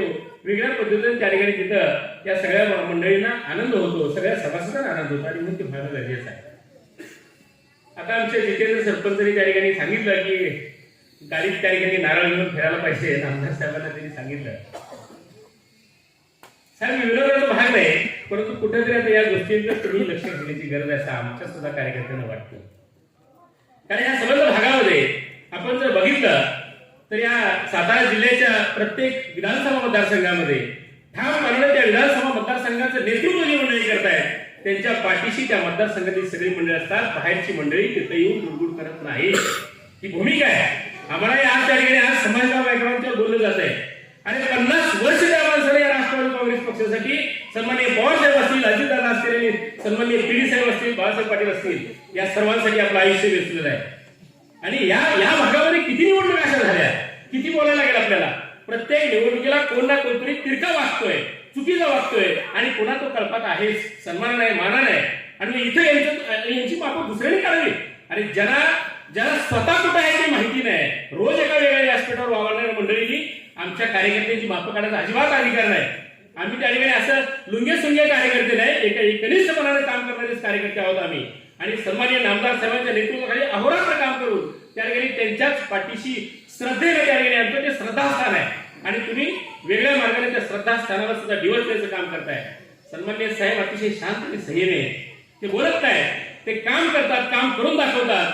परंतु आता आम्ही नाही शांत राहू शकत. आम्ही कार्यकर्ते अजिबात शांत राहू शकत नाही.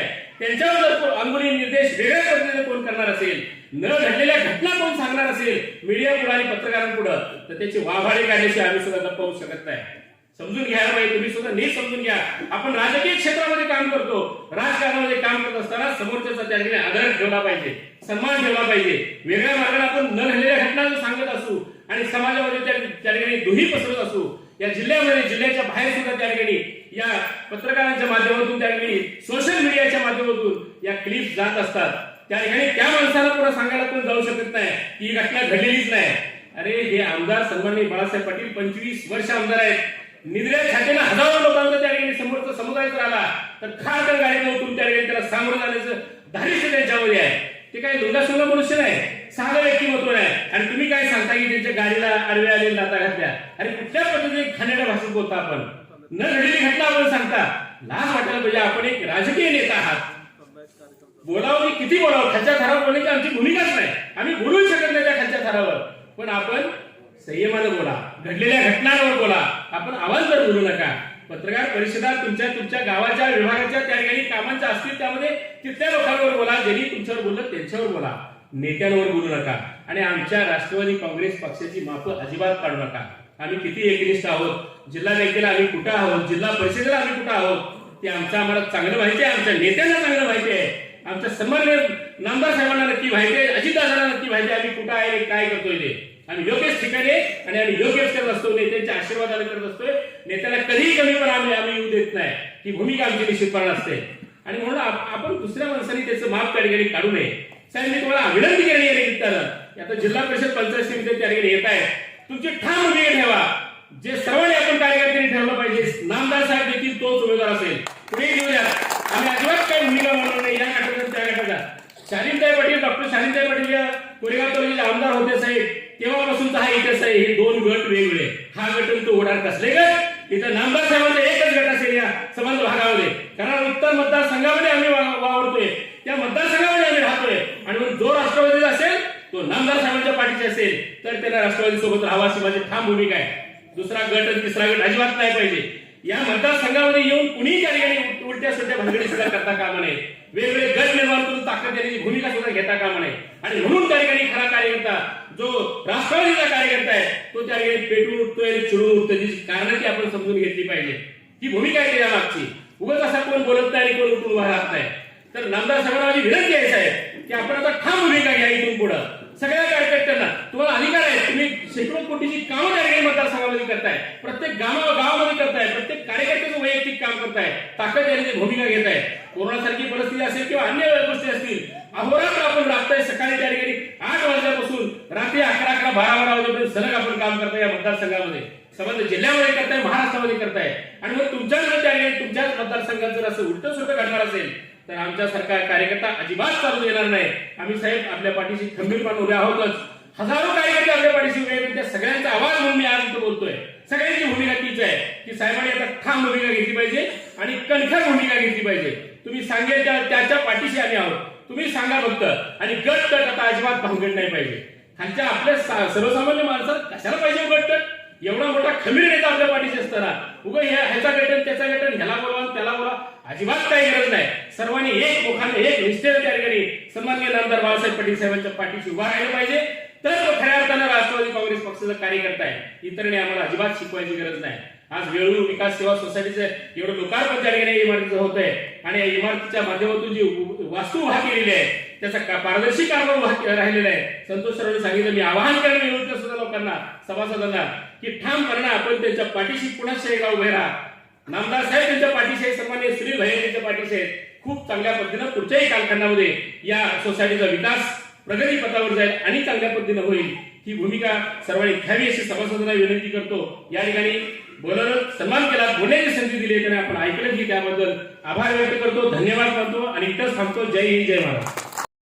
आज एक वेगळं रूप, कदाचित तुम्हा आम्हाला सगळ्यांना एक वेगळं रूप शहाजी अण्णांचं पाहायला मिळालेलं असेल आणि त्याची कारणं तुम्हा आम्हाला सगळ्यांना माहीत आहेत. सगळ्यांनी अंतर्मुख होऊन त्याचा विचार करावा. कारण व्यासपीठावरील बसलेल्या सगळ्यांचीच जन्म वाटचाल राहील. आता नुकतेच या ठिकाणी आलेले जय हनुमान घाडगे आणि रहमतपूरचे माजी उपनगराध्यक्ष दिलीप बाबा कदम यांचं हार्दिक स्वागत. यानंतर विनंती सुनील भाई यांना, पण तत्पूर्वी गावकऱ्यांची इच्छा आहे रामभाऊ जगताप आणि दत्ता भोसले कृपया आपण व्यासपीठावरती या सर्वांच्या हस्ते आणि वेरूळ ग्रामस्थांच्या वतीनं आपला यथोचित सन्मान, आपण जे काही योगदान या विकास सेवा सोसायटीच्या उभारणीमध्ये दिलेलं आहे त्याबद्दल ग्रामस्थांच्या वतीनं होतोय. आपण त्याचा स्वीकार करावा.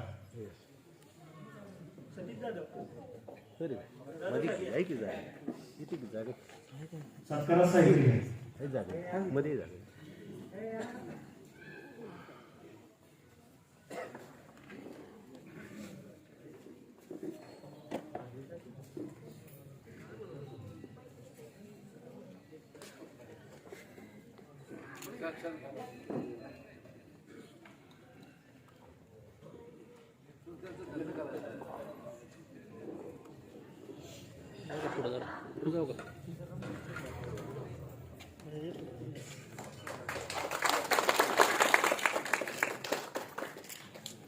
धन्यवाद. यानंतर सुनील भाई.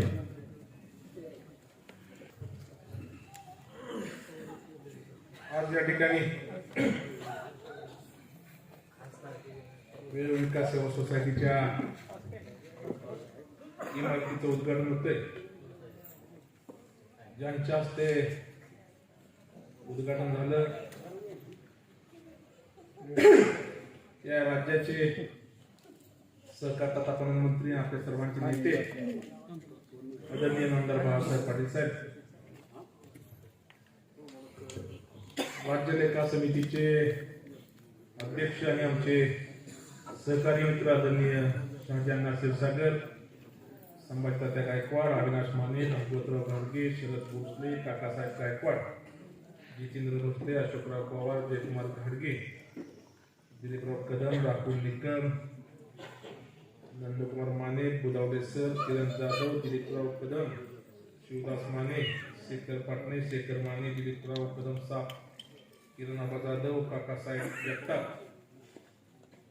दिलीपराव भोसले, चेअरमन विकास सेवा सोसायटी वेळू, अमोल भोसले, संतोष जगताप, ज्यांच्या मार्गदर्शनाखाली आपण काम करतो ते सौभाग्यवती प्रीती काळे मॅडम, अनिल सूर्यवंशी, सतीशराव जाधव, मधुकर भोसले, शिवाजीराव भोसले, इंद्रराव शिंदे, छाया जगताप, रमेश पाटील, अविराज जगदाळे, लक्ष्मण भोसले, अजित कुमार बुदावले, विश्वासराव कंसे, बळवंतराव जाधव, संतोष जाधव, आत्माराम सूर्यवंशी, दादासाहेब कोळी, प्राध्यापक दोनवे सर, उपस्थित सर्व सभासद बंधू भगिनी, पत्रकार मित्र, या ठिकाणी जवळपास 100 गाठत आली. या सोसायटीचं स्वतःची इमारत आज या ठिकाणी होते.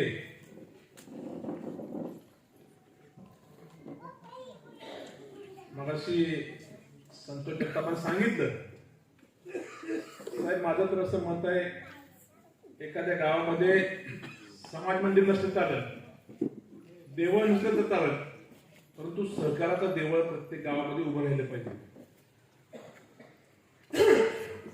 या महाराष्ट्रामध्ये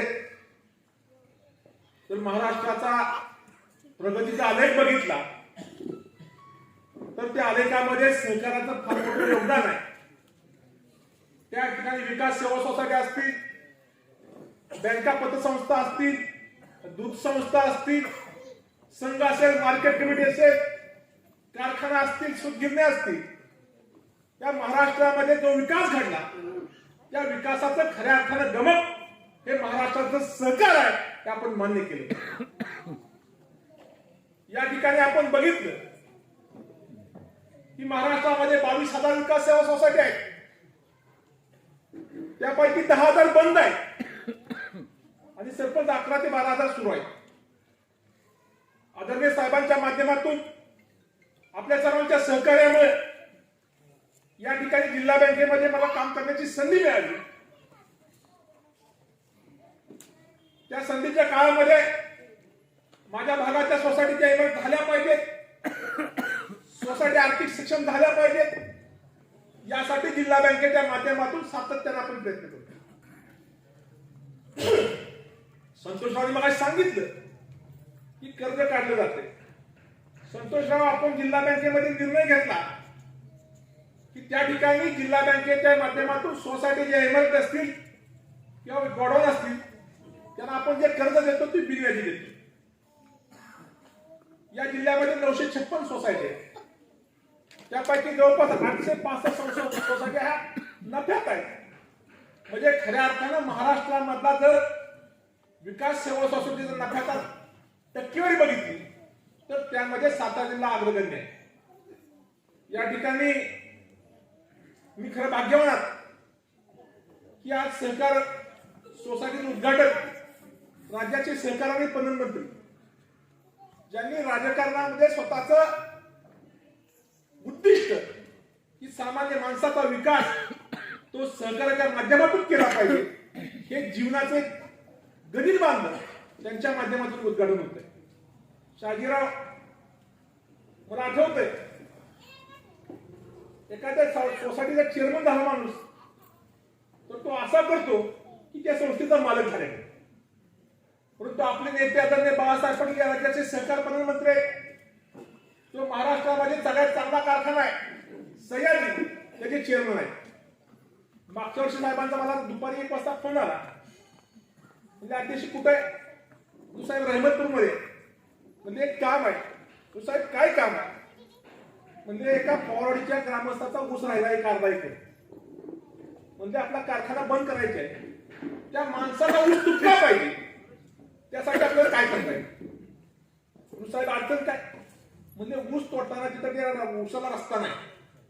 म्हणजे महाराष्ट्राचा सहकार मंत्री राज्यामध्ये एक चांगला कारखाना की ज्या कारखान्यामध्ये महाराष्ट्रामध्ये सहकार कारखाने सह्याद्री पॅटर्नच्या माध्यमातून एक आदर्श बघितला जातो.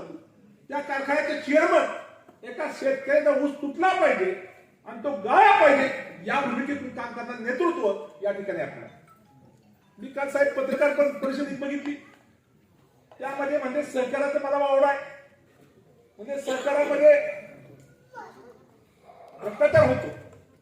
सहकारमध्ये चांगली पद्धत नाही. त्यांच्या हाताला कधी द्राक्ष लागत नाही. हे पोला माणूस आहे आणि पोल्याला आंबट द्राक्ष आंबट असतात. तसं ह्यांना सहकारामध्ये कधी काम करायची संधी मिळाली नाही. साहेब राजकारणामध्ये शिकवण असते ती शिकवण कायम राहते. त्यांना सहकारात कधी काम करायचं वावडं कायम आहे. कधी आवडच निर्माण झाली नाही कधी सहकार निर्माण केलं नाही. आज आपण जर बघितलं तर मी खऱ्या आल्याला विचारलं बघितली इमारत आमचं गाव एवढं मोठं.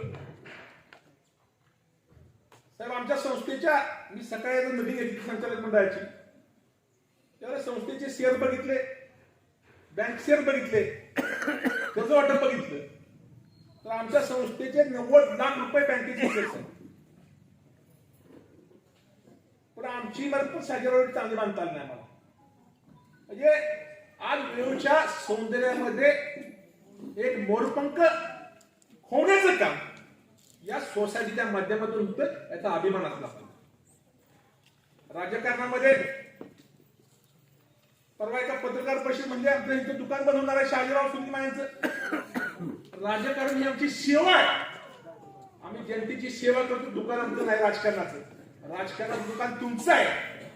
त्या माणसांनी ज्यांनी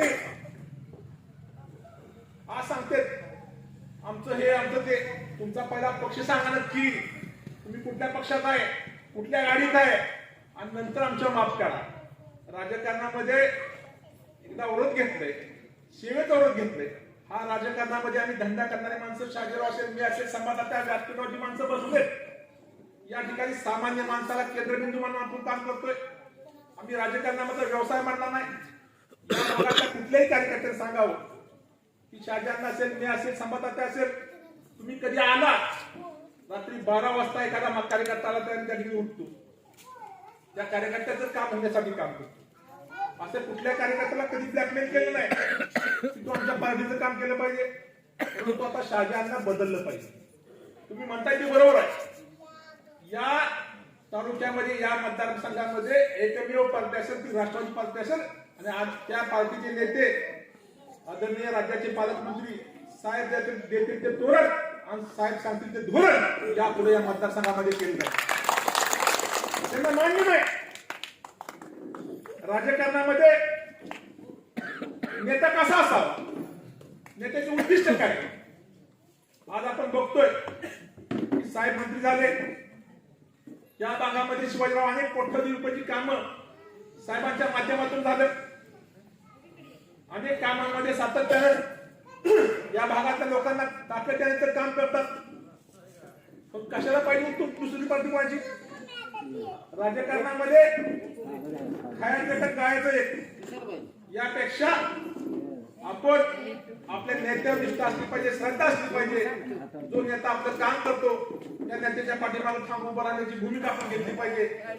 या ठिकाणी साहेब सकाळी मी विकास सेवा सोसायटीच्या कामासंदर्भात बसलो होतो. आता नाबार्डच्या माध्यमातून अनेक योजना आहेत. या ठिकाणी नाबार्डच्या माध्यमातून 4% लोन मिळते सोसायट्यांना. त्यापैकी 3% रिबीट परत मिळते, 1% कर्ज मिळते. साहेब आम्ही सकाळी निर्णय घेतला रहमतपूरमध्ये की त्या ठिकाणी शेतकऱ्याचा ऊस, त्या भागामध्ये ऊस शेतकरी आहेत, आधी शेतकरी आहेत, त्यांना फवारणीला एका पंपाला 50 रुपये रसायन लागतात. मी परवाच मध्ये एक प्रात्यक्षिक घेतलं होतं. त्या ठिकाणी ड्रोनच्या माध्यमातून ऊसाची शेतीची फवारणी करायची आणि 10 लिटर मध्ये फवारणी होती. आम्ही विकास संस्थेच्या माध्यमातून त्या ठिकाणी ड्रोन घेता निश्चित केले. आपल्या माध्यमातून तो प्रस्ताव त्या ठिकाणी नाबार्डला मागवायचा आहे. माझे असे मत आहे की विकास सेवा सोसायटीने पुढे आलं पाहिजे आणि व्यवसाय केला पाहिजे. शेवटी त्या ठिकाणी माणसाला कर्ज घेणं यापेक्षाही तांत्रिक सल्ला किंवा तांत्रिक ज्ञान त्या ठिकाणी शेतकऱ्याला दिलं पाहिजे. त्या भागामध्ये कशा पद्धतीने त्या ठिकाणी शेतकऱ्याचं उत्पन्न वाढेल त्यासाठी शेतकऱ्याच्या बांधावर जाऊन सोसायटीने किंवा भविष्यामध्ये काम केलं पाहिजे. त्या सगळ्या गोष्टी करत असताना खऱ्या अर्थानं म्हणजे शहाजींना आपलं उद्दिष्ट होतं. आपल्या सर्वांनी सहकार्य केलं. आदरणीय साहेबांच्या नेतृत्वाखाली मला बँकेमध्ये व्हाईस चेअरमन म्हणून काम करण्याची संधी मिळाली. त्या काळामध्ये पहिल्यांदा मी या जिल्ह्यातल्या या तालुक्यातल्या 90 सोसायटीचे सचिव, चेअरमन, व्हाईस चेअरमन घेऊन गेलो काष्टीला की ज्या गावामध्ये 12 ते 13,000 लोकसंख्या आहे. परंतु त्या विकास सेवा सोसायटीची उलाढाल ही जवळपास 100 ते 200 कोटीची आहे. सामान्य शेतकऱ्याला सहज म्हणजे प्रत्येक गोष्टीची सहज उपलब्धता ठिकाणी त्या संस्थेच्या माध्यमातून होते. आमचाही साहेब असा प्रयत्न आहे की या 90 संस्थेपैकी जर तालुक्यातल्या 90 संस्था एकत्र आल्या आणि एखादा मध्ये स्टोअर काढलं आणि त्या स्टोअरच्या माध्यमातून माल खरेदी केला आणि त्या संस्थेला ऑर्डर प्रमाणे दर शेतकऱ्यांचं काय मागणं आहे त्या पद्धतीने जर पाठवलं तर महाराष्ट्रामध्ये आदर्श संस्था निर्माण होती. आपल्या काळामध्ये खऱ्या अर्थानं सरकारामध्ये एक चांगले बदल घडले पाहिजेत की सरकारामध्ये महाराष्ट्रात जी प्रगती आहे आज आपण बघतोय की महाराष्ट्राच्या सरकाराला त्या ठिकाणी ब्रेक लावण्याचं काम सुरू. या देशामध्ये 75 वर्षामध्ये सरकार खातं कधी नव्हतं. परंतु तुमची माझी माध्यमातून तुमच्या माझ्या पिढ्यांनी सरकारामध्ये त्याग केला, सहकार संस्था उभा केल्या. याला कुठेतरी ब्रेक लावला पाहिजे. त्यासाठी देशामध्ये सहकार खातं निर्माण केलं म्हणजे खऱ्या अर्थानं या सहकारामध्ये किंवा शेतकऱ्याची उन्नती करण्यासाठी राष्ट्रवादी पक्षाच्या माध्यमातून सातत्याने प्रयत्न केला. आज आपण बघतोय की जुन्या काळामध्ये जे कर्ज 13-14% होतं. आदरणीय पवारसाहेब आपले नेते या राज्याचे देशाचे कृषी मंत्री झाले आणि सामान्य माणसाला 0% 3 लाख आपण कर्ज देण्याची भूमिका आदरणीय पवारसाहेबांनी 75 साहेबांनी जेव्हा काळ झालं 75,000 कोटीची कर्जमाफी या देशामध्ये घेतली. भारतीय जनता पार्टीच्या काळामध्ये काय झालं त्या ठिकाणी छत्रपती शिवाजी महाराज सन्मान योजना काढली. शेतकऱ्यांना ऑनलाईन फॉर्म भरा, लाईन मध्ये उभं राहा. किती माणसांना कर्जमाफी मिळाली? आपलं सरकार आलं. आदरणीय नामदार बाळासाहेब पाटील सहकार मंत्री असताना महात्मा फुले सहकार कर्जमाफी योजना राबवली गेली आणि त्याच्या माध्यमातून सामान्य माणसाला कधी ऑनलाईन नाही ऑफलाईन नाही ज्यांनी अर्ज दिला की त्या माणसाला कर्जमाफी घेण्याची भूमिका आहे. हे खऱ्या अर्थानं सरकारामध्ये महाराष्ट्रामध्ये किंवा आपल्या जिल्ह्यामध्ये आदरणीय साहेबांच्या माध्यमातून फार मोठं काम होतंय. तुमची माझी नैतिक जबाबदारी आहे की आपल्या नेतृत्वाच्या पाठीमागे खंबीरपणे उभं राहिलं पाहिजे. राजकारणामध्ये अंतिम उद्दिष्ट असलं पाहिजे की गावाचा विकास, भागाचा विकास, कुणाला काय मिळालं कुणाला काय मिळालं नाही यापेक्षा आपल्या काळामध्ये किंवा आपल्या नेत्याच्या हातून या भागामध्ये किती विकास होतोय त्यासाठी आपण सातत्याने उभं राहिलं पाहिजे. मगाशी सुभेदार साहेबांचा सत्कार घेतला, भोसले साहेबांचा सत्कार घेतला. म्हणजे पाणी फाउंडेशनचं काम त्या काळामध्ये खूप चांगलं केलं गेलं. म्हणजे वेळूमध्ये आजचं कर्ज वाटप बघितलं तर एवढ्या कोटीमध्ये कर्ज वाटप वाढलंय म्हणजे खऱ्या अर्थानं त्या पाणी फाउंडेशनच्या कामाचा फायदा या भागामध्ये झाला. आपण म्हणजे मला कार्यकर्त्यांना विनंती करायची आहे की जो राष्ट्रवादीचा पक्षाचा कार्यकर्ता म्हणून आमच्याकडे येतो, शहाजीरावकडे येतो, संपादाकडे जातो, साहेबांच्या जातो, त्यानं राष्ट्रवादीच्या पॅनलच्या पाठीमागं ठामपणे उभं राहिलं पाहिजे. त्या ठिकाणी जर कार्यकर्ता चुकला तर त्याला भविष्यामध्ये माफी दिली जाणार नाही. आज इथं, उद्या तिथं, परवा इथं असं राजकारणामध्ये नसलं पाहिजे. कुणाला काय मिळालं काय नाही मिळालं, परंतु आपली नेत्यावर निष्ठा असली पाहिजे, श्रद्धा असली पाहिजे, आपल्या पक्षावर श्रद्धा असली पाहिजे. आज खऱ्या अर्थानं माझं तर असं मत आहे नंदन सर, 90 वर्षामध्ये इमारत झाली नाही. या संचालक मंडळाने इमारत बांधली, ह्याला खरं आपली एक टर्म अशी दिली पाहिजे गावाला. म्हणजे या ठिकाणी एवढं चांगलं काम करणारे बॉडी राजकारणामध्ये 90 वर्षामध्ये काय झालं नाही ते या बॉडीच्या काळामध्ये झालं. त्या बॉडीचं खऱ्या अर्थानं अभिनंदन केलं पाहिजे की त्या बॉडीनं मगाशी सांगितलं, मी भाषण ऐकत होतो की आम्ही भत्ते घेतले नाहीत, काय घेतले नाही. राजकारणामध्ये संतोषरावाची स्पर्धा वाढली, तुमची इमारत चांगली झाली, लोक म्हणतात आम्हाला बसायला पाहिजे. आम्ही साहेब नगरपालिका इमारत बांधली, आपण उद्घाटन होता, आराम होते, आपण म्हणजे कशाला इमारत बांधलीस, बाबा काय झालं म्हणजे प्रत्येक जण उभं राहणार. तसं नाही, या भागातले कार्यकर्ते सतस आहेत. खऱ्या अर्थानं कोणी विकास केलाय त्या विकासाच्या पाठीमागे राहण्याची भूमिका आहे. आपण सर्वांनी या ज्या बॉडीने काम केलं त्यांना मी मनापासून धन्यवाद देतो. या ठिकाणी माझा सत्कार केला, मी काही काम वेगळं केलं. आदरणीय नामदार साहेबांनी मला संधी दिली, त्या संधीचं सामान्य माणसासाठी मदत करण्याची भूमिका घेतली. साहेब, आमच्या भागामध्ये कर्ज प्रकरणाची सिस्टीम अशी होती, मला परवा पाटणची माणसं भेटली, म्हणजे साहेब तुम्ही गेल्यापासून आमची अडचण झाली. म्हणून काय झालं म्हणजे आम्हाला सहज माणूस उपलब्ध होणार सुनील माने. म्हणजे आम्ही पाटणच्या फोन करायचा कसा, आमदारांना कसा फोन करायचा, सुनील माने रात्री 12 वाजता फोन केला तर म्हणजे कर्ज प्रकरण व्हायचं. आमच्या भागातली तर माणसं अशी काय काय, आमचा सचिव बसलाय, मिटिंग आहे, प्रकरण आणणार आणि म्हणणार आता मंजूर करून द्या, मिटिंग मध्ये राहा. परंतु आपण त्या ठिकाणी दुर्लक्ष ठेवतो का की बँक शेतकऱ्याची आहे, त्या शेतकऱ्याला त्या ठिकाणी कर्जाची सहज उपलब्धता झाली पाहिजे, कारण त्या कर्जाच्या माध्यमातून शेतकऱ्याचा फायदा झाला पाहिजे. शेवटी स्वर्गीय चव्हाण साहेबांनी या बँकेत रोखलं लावले आणि कृषी औद्योगिक क्रांतीचा पाया चव्हाण साहेबांनी रचलाय. सामान्य माणसाला त्या बँकेच्या माध्यमातून त्या ठिकाणी केंद्रबिंदू म्हणून काम केलं जातंय. साहेब, आता मी नसतो तर मला आनंद आहे की तुम्ही बँकेमध्ये त्या ठिकाणी म्हणजे फार मला काय कळत नव्हतं की जर बँकेचा एखादा आढावा काढला तर कराड तालुका, सातारा तालुका, कोरेगाव, खटाव, खटाळा, मान, वाई, जावली हे सगळे तालुके बँकेच्या ठेवी बघितल्या तर असणाऱ्या ठेवीपैकी 30% ठेवी कराड तालुक्याच्या. बँकेचं कर्ज बघितलं आपण त्या ठिकाणी कारखान्याला प्लेज लोन करतो, HMT लोन देतो, 1700 कोटी वाटलं पाहिजे. त्यापैकी 50% क्वांटम हा सह्याद्री कारखान्याचा. परंतु त्या ठिकाणी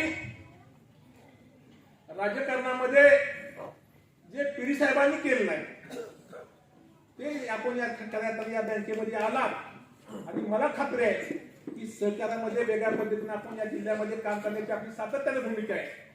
ज्या पद्धतीने आपण सह्याद्री कारखान्याचं नाव महाराष्ट्रामध्ये किंवा देशामध्ये एक वेगळ्या उंचीला नेलं, त्याच पद्धतीने आपल्या नेतृत्वाखाली त्या बँकेचं नाव त्याच भूमिकेतून मांडलं जाईल. मला आपण एकदा पाठवलं तेलंगणाला, तेलंगणाला मला एक विचारलं प्रश्न त्या राज्याच्या मंत्र्यांनी की जिल्हा बँकेचं, सातारा जिल्हा बँकेची यशाचं दमक काय, what story of success of Satara DCCB. मी त्यांना सांगितलं की आमचा सामान्य शेतकरी हा जिल्हा बँकेच्या यशाचं दमक आहे. सामान्य शेतकरी त्या ठिकाणी त्यांची भूमिका आहे की माझी बँक स्वर्गीय चव्हाण साहेबांनी निर्माण केली, ती बँक देशामध्ये नाही अशा खंडामध्ये मोठी झाली पाहिजे, त्या भूमिकेतून हा शेतकरी काम करतोय, हे यशाचं खऱ्या अर्थानं दमक आहे. त्यामुळे अशा बँकेमध्ये आपण नेतृत्व आहे. त्यामुळे भविष्यामध्ये जगामध्ये सातारा जिल्हा मध्यवर्ती बँक जाईल हे अपेक्षा व्यक्त करतो. थांबतो. जय हिंद, जय महाराष्ट्र.